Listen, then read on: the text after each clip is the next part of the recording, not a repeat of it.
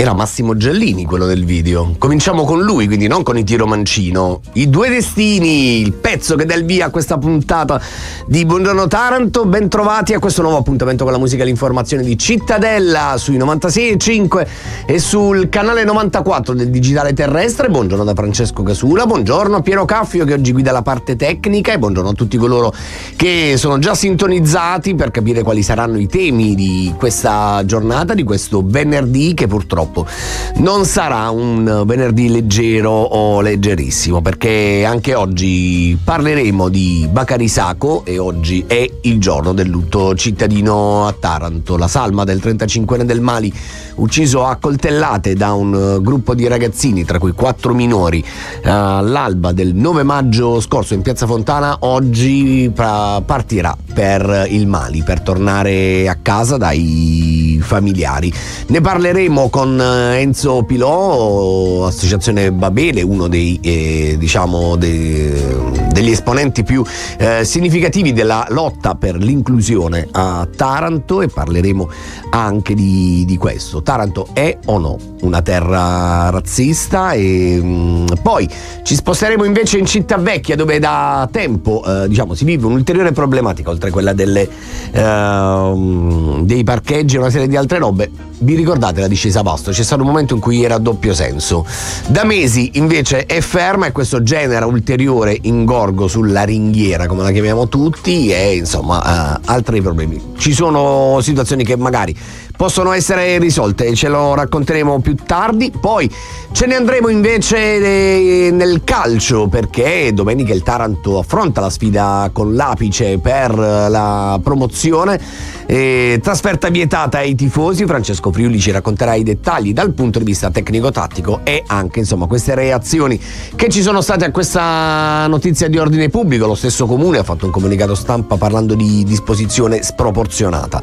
E poi chiuderemo con un collegamento con Kimberly Celestiano, vice priora del Carmine di Taranto, che ci annuncerà una notizia. Il Carmine ha chiesto di donare il titolo alla chiesa di Basilica Minore, una richiesta fatta direttamente a Papa Leone, e ci faremo spiegare che significa, cosa serve e tra quanto arriverà eventualmente una risposta. Ma oggi cercheremo di darci un po' di leggerezza, come al solito, con il nostro Claudio Petrone. Nell'eco dei social parleremo di Rino Gaetano, ma non solo, vi racconteremo anche altre novità del Taranto Calcio. Si è informato un po' di tutto, ha detto che sarà una puntata da non dimenticare, quindi mi raccomando, non andate via, restate sui 96.5 sul canale 94. Adesso c'è l'oroscopo di Maia. L'oroscopo di Maia. Buon venerdì a tutte e a tutti da Maia e dalle stelle che ci accompagnano verso il fine settimana.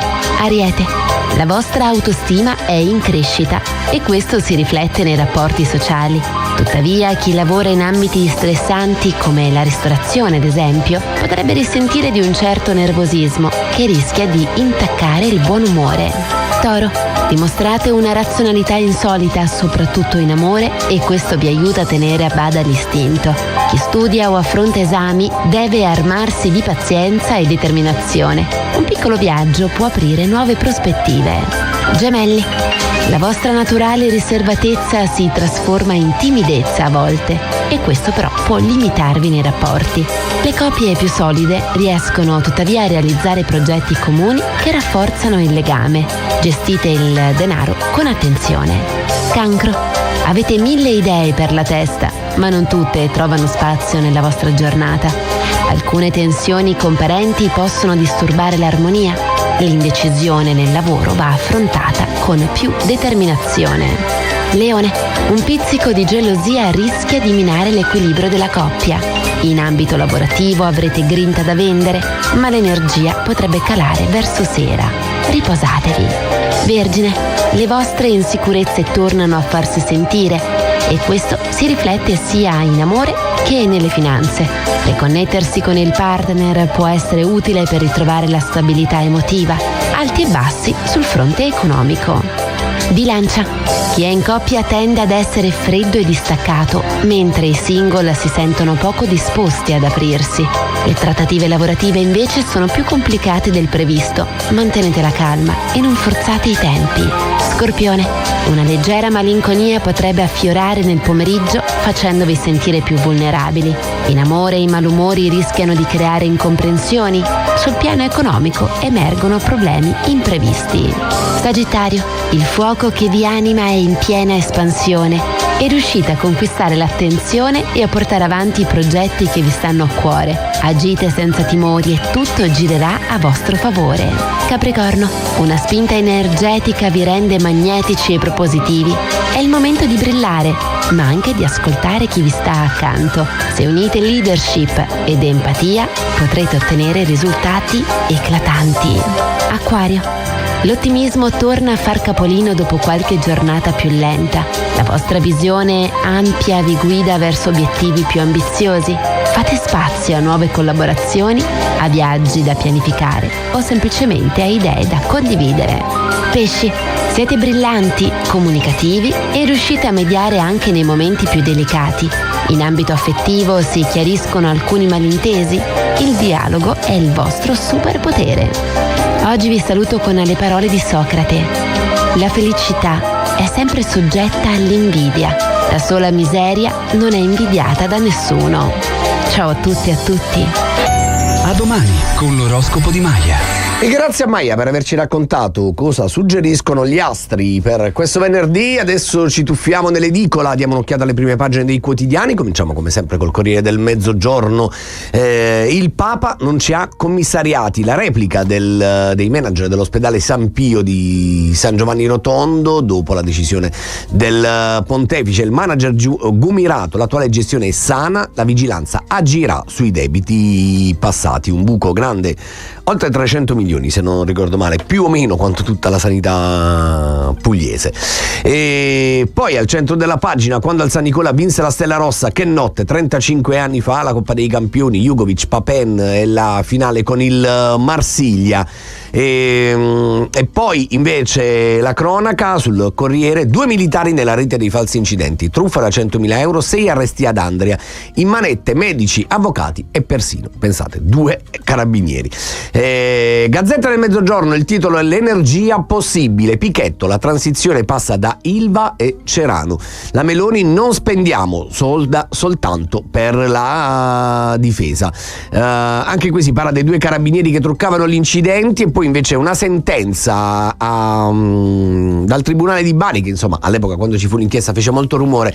I Rolex falsi o rubati venduti nei negozi, 3 condanne a Bari, un sistema con ramificazioni in tutta Italia, ne scrive il collega Massimiliano Scagliarini. E poi Nichi Vendola sulla Gazzetta, replica il direttore Mimmo Mazza: mia la legge antidiossina, scrive l'ex governatore. Ricorderete che proprio nei giorni scorsi è uscito dal processo Ilva per prescrizione, era accusato di concussione per aver fatto pressioni su Giorgio Assennato. E allora noi ci fermiamo per la prima parte della rassegna stampa, tra un po' tutti gli altri giornali, ma ora c'è la New Hit.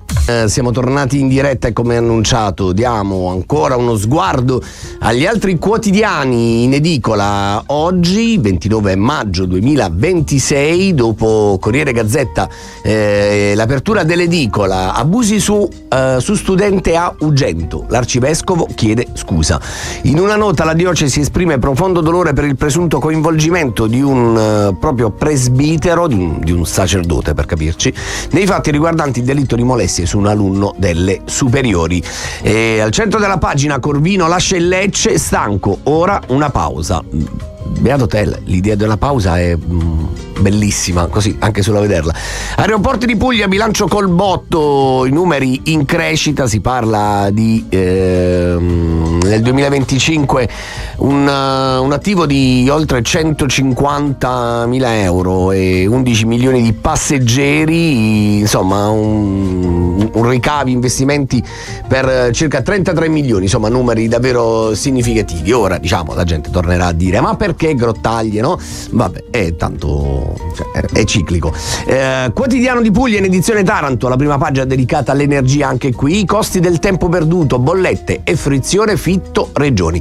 Dal nucleare all'eolico, il festival e i progetti, la lettera dell'Unione Europea e polemica, ne scrivono diversi colleghi sul quotidiano dedicando un ampio spazio a questo argomento.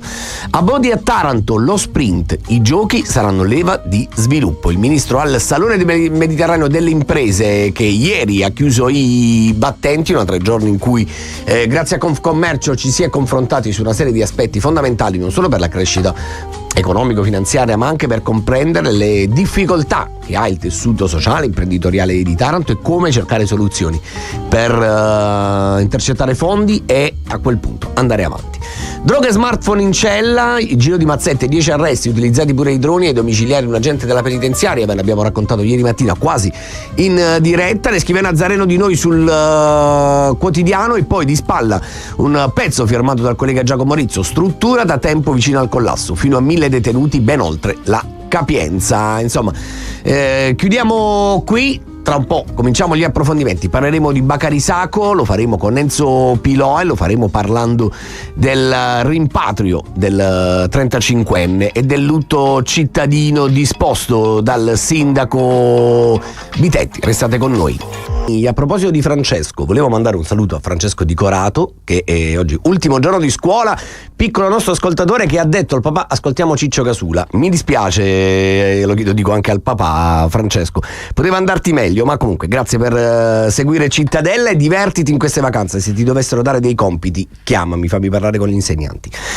Cambiamo argomento adesso, caro Francesco, dobbiamo parlare di cose purtroppo davvero tristi ma che accadono a pochi passi da noi. Torniamo a parlare di Bacari Sacco, il 35enne del Mali, ucciso a coltellate da un gruppo di giovanissimi, tra cui 4 minori, all'alba del 9 maggio scorso. Oggi il lutto cittadino per il viaggio che la salma affronterà per tornare a casa. Una settimana in cui si sono rincorsi dai commenti social ai post, ma la domanda che ci siamo posti è: Taranto è o non è una città razzista? Ne parliamo questa mattina con Enzo Pilò dell'associazione Babele. Buongiorno Enzo, bentornato. Ce l'abbiamo? No, che è successo? Allora, intanto nel frattempo vado avanti, proviamo a ripristinare il collegamento con Enzo. Nel frattempo vi ricordo che proprio questa mattina, 29 maggio, è fissato il riesame dei 4 minori arrestati dalla squadra mobile con l'accusa di omicidio. A uccidere Bacari Sacco sarebbe stato proprio uno tra i più giovani del gruppo. Questa mattina gli avvocati della difesa chiederanno la modifica della detenzione dall'istituto penale minorile, dal carcere minorile per capirci, alla comunità. Poi sarà la magistratura a decidere. Ma torniamo sull'argomento che volevamo affrontare con Enzo Pilò, lo vedo in collegamento. Buongiorno Enzo, ben trovato. Buongiorno, spero che mi sentiate. Adesso ti sentiamo benissimo, ti sentiamo e ti vediamo benissimo, allora, per fortuna. Forse è meglio anche. Ok, come preferisci. Enzo, allora, settimane in cui discutiamo spesso, ci confrontiamo spesso sulla cronaca, quindi la responsabilità, i minori, le famiglie, tutto quanto. Poi dall'altro lato c'è la vittima, un uomo di 35 anni che era venuto qui a cercare un futuro migliore, torna a casa in una bara. Questo è un fatto, non è un'opinione. Quello che però volevo chiedere a te è: Taranto è una città razzista o no? Cioè, tu pensi che questo scontro sui social, anche a difesa dei giovanissimi, sia perché alla fine è morto un nero e non è così grave, oppure davvero non riusciamo a provare empatia per quello che è avvenuto? Ma io intanto non farei di Taranto un caso a sé. Taranto non è una città diversa dalle altre e anzi stupisce quando si ascoltano dichiarazioni, soprattutto da chi è classe dirigente, dalla politica, che porta una narrazione di Taranto città solidale, città inclusiva. Taranto è una città come tutte le altre, come tutte le altre città italiane, ma io direi come tutte le altre città della sfera occidentale, per così dire, dove il razzismo è una componente strutturale dell'organizzazione sociale e che è fortemente legato anche alla divisione del lavoro, a tutta una serie di questioni. Taranto quindi non è una città diversa dalle altre e quindi ci si divide in razzisti consapevoli, razzisti inconsapevoli e persone solidali. Con solidarietà poi ovviamente formata da non solo questioni etiche ma anche da convinzioni politiche che derivano appunto da un'analisi strutturale dell'organizzazione sociale, dell'organizzazione economica soprattutto.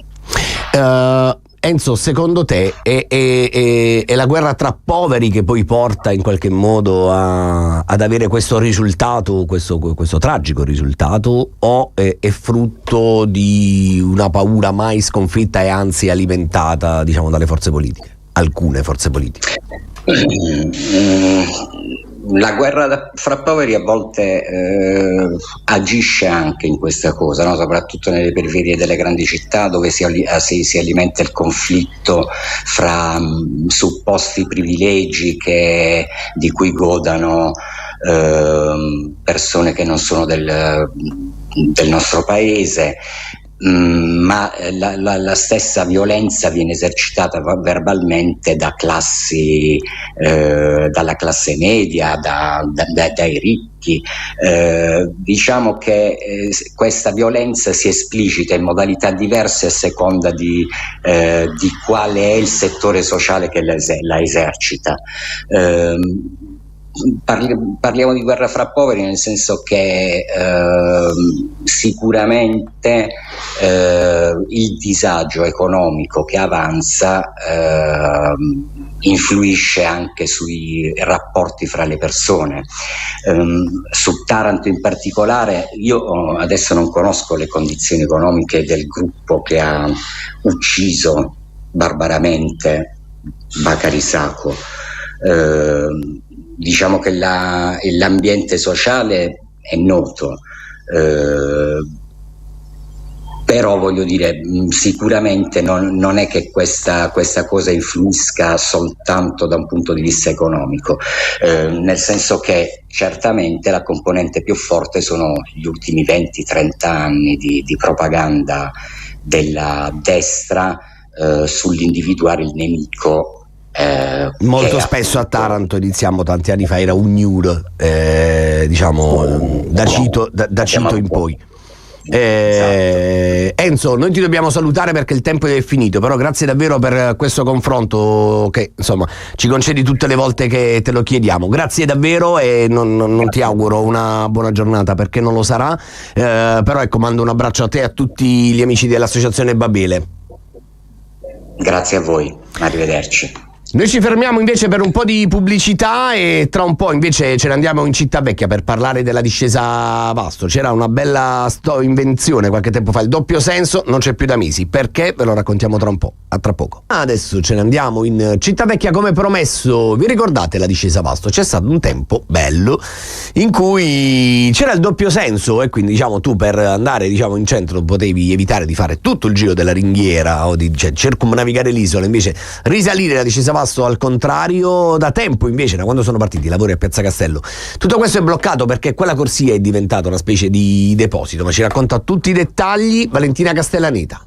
E non vengono mai presi in considerazione i bisogni dei residenti della Città Vecchia che ormai da quasi un anno chiedono insistentemente di ricevere quantomeno delle attenzioni proprio circa la sosta, dato che l'area ormai, il quartiere ormai è tutto cantierizzato. Ancora disagi per i residenti della Città Vecchia. Nel mirino dei cittadini finisce la gestione della viabilità, in particolare lungo la discesa Vasto, dove da mesi si accavallano chiusure e cambiamenti che complicano la quotidianità di chi vive nel quartiere. Anna Rita Casulamilfa è la presidente del comitato di quartiere Città Vecchia, racconta una situazione diventata insostenibile per i residenti. Quella strada che prima prevedeva un doppio senso di marcia, da febbraio è stata chiusa, recintata, prima per farla diventare un deposito di materiali e adesso in seguito poi, così senza nessuna indicazione da parte dell'amministrazione comunale, è diventata un nuovo parcheggio abusivo.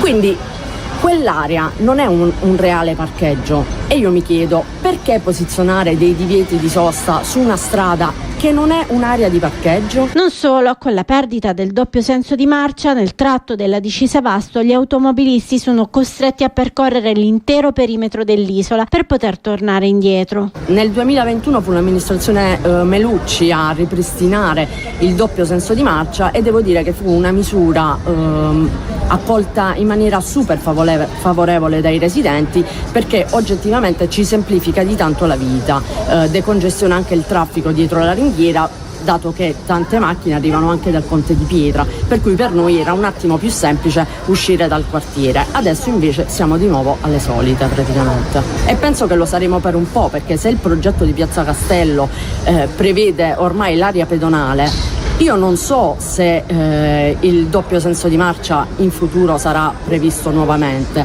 Il problema è che l'amministrazione non ci dà risposte. Insomma, maggiore comunicazione con le istituzioni chiedono i cittadini. Noi adesso ci fermiamo per un po' di musica, informazione e non solo. Quando torniamo però parliamo del Taranto. Domenica il Taranto si gioca la promozione, ma lo dovrà fare senza i tifosi.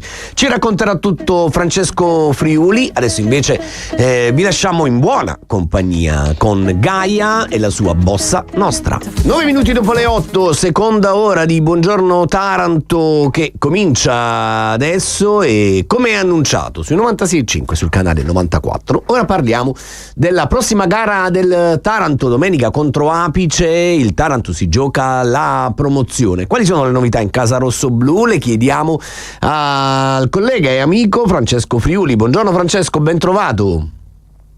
Buongiorno Francesco, buongiorno a tutti. Se mi dici quali sono le novità, dipende da dopo il caos di ieri sicuramente, non dovuto al Taranto e non dovuto all'Apice, voglio dire, il caos biglietti di ieri, perché penso che sia stata questa la notizia del giorno che vi abbiamo raccontato poi passo dopo passo, sia sul nostro sito sia sui nostri canali in TV e in radio.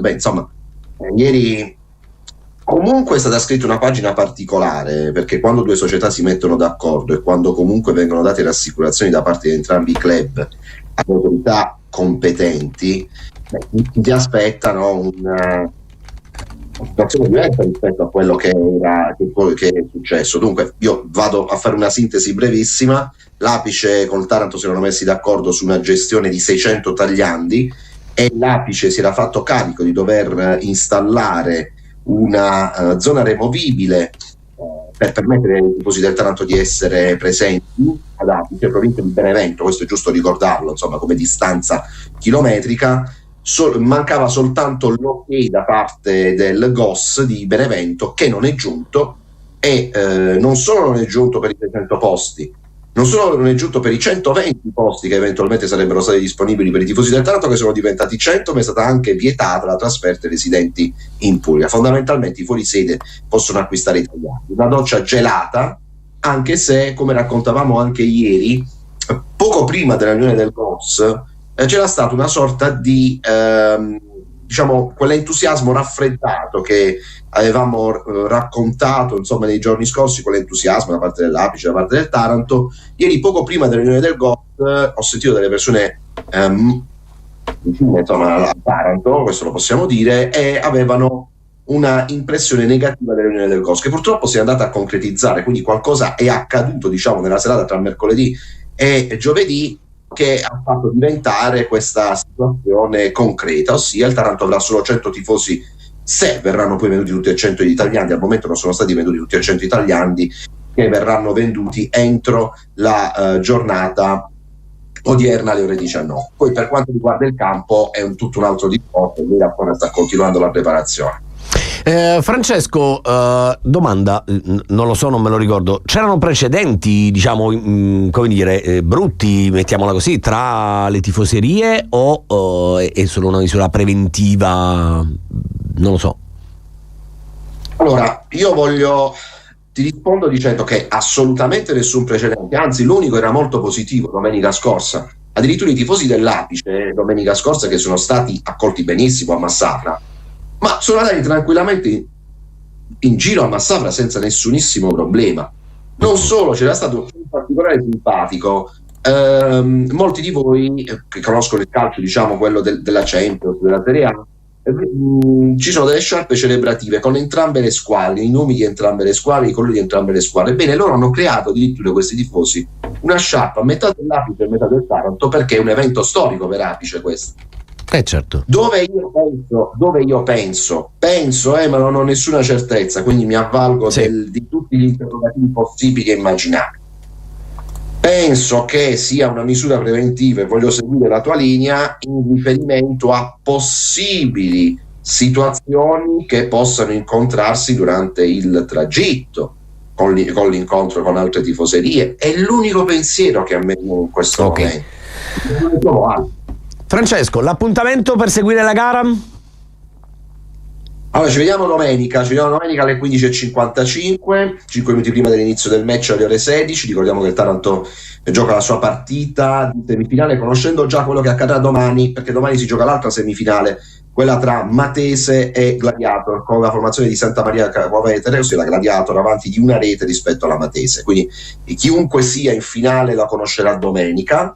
Domenica il Taranto ha 2 gol di vantaggio, può vincere, pareggiare con qualsiasi risultato e perdere solo con un gol di scatto per passare il turno nei 90 regolamentari. In caso di 2 gol a vantaggio dell'Apice al termine dei 90 regolamentari si va ai tempi supplementari. Permanesse la stessa situazione, si andrebbe ai calci di rigore. Se dovessero passare Taranto e Gladiator, si procederà lunedì 1 nella sede della LND a Roma al sorteggio per definire il calendario di semifinale e finale alle ore 15, e eventualmente ci fosse questa circostanza la seguiremo in diretta durante Onda Rosso Blu.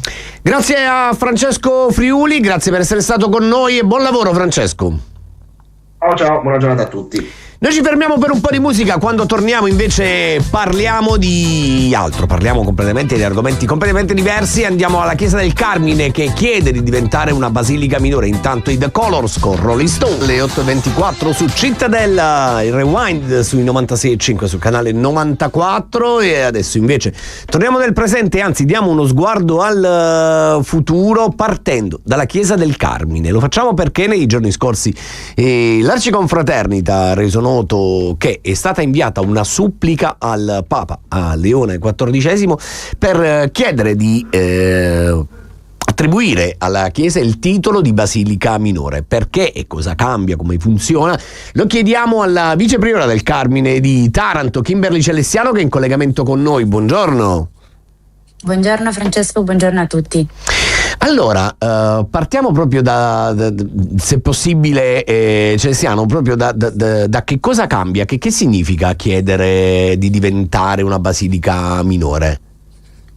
Il titolo di basilica minore è proprio un riconoscimento onorifico concesso dal Papa a quegli edifici religiosi particolarmente importanti per il loro valore storico, artistico, spirituale. Sono molti i tarentini che amano la nostra Chiesa e che la vedono come un punto di riferimento per la loro vita spirituale. Basti pensare poi anche ai riti della Settimana Santa, che la rendono visibile anche oltre il territorio diocesano e regionale. È per questo che il Consiglio Pastorale Parrocchiale ha promosso l'avvio di una supplica da indirizzare al Santo Padre, proprio come segno di riconoscimento della storia, della tradizione e della vita di fede che si esprime nella nostra casa. Perché permettimi, Francesco, di dire anche a tutti che soprattutto per noi confratelli e consorelle la Chiesa del Carmine è la nostra casa. Adesso sostanzialmente questa supplica si comporta anche di una raccolta di firme, mi pare di capire, giusto? Esattamente, firmando con noi questa supplica al Papa manifestiamo l'amore che percepiamo proprio in questo luogo che viviamo quotidianamente, che custodisce poi tutte le nostre speranze, le preghiere, le tradizioni della città. Senza entrare troppo nel dettaglio, la Chiesa del Carmine la Chiesa del Carmine è stata sottoposta a una serie di lavori significativi che credo abbiano contribuito anche a questo, o mi sbaglio? Esattamente, negli ultimi anni sono stati diversi lavori di adeguamento liturgico, presbiterio, altare, sedi, ambone, e sono sicuramente lavori che sono serviti anche per chiedere insomma questa supplica al Papa. Presbiterio, altare, serio, ambone, cioè sono una serie di luoghi, diciamo, della Chiesa. Adesso comincerei a fare domande a raffica, ma purtroppo non ne abbiamo il tempo, e quindi diciamo non vorrei diciamo rompere le scatole troppo a Kimberly Celestiano. Allora facciamo così, nei prossimi giorni magari cominceremo anche noi a cercare di capire un po' come funziona, che cosa significa ambone, cosa significa, chi magari insomma frequenta la Chiesa un po' lo sa, magari tanti altri no. E allora nei prossimi giorni magari ci pensiamo e proviamo anche un attimo a spiegarlo meglio. Intanto grazie a Kimberly Celestiano per essere stata con noi, grazie davvero, buona giornata e buon lavoro. Grazie a voi, buona giornata e buon lavoro. E noi invece tra un po' ci tuffiamo nell'eco dei social, lo facciamo con Claudio Petrone e parleremo di un po' di cose. So che parleremo di Rino Gaetano, credo che parleremo anche del Taranto e della trasferta vietata, insomma di questo momento particolarmente sentito dai tifosi. Facciamo così, ce ne andiamo con la musica, c'è una new hit per noi, quando torniamo c'è Claudio Petrone.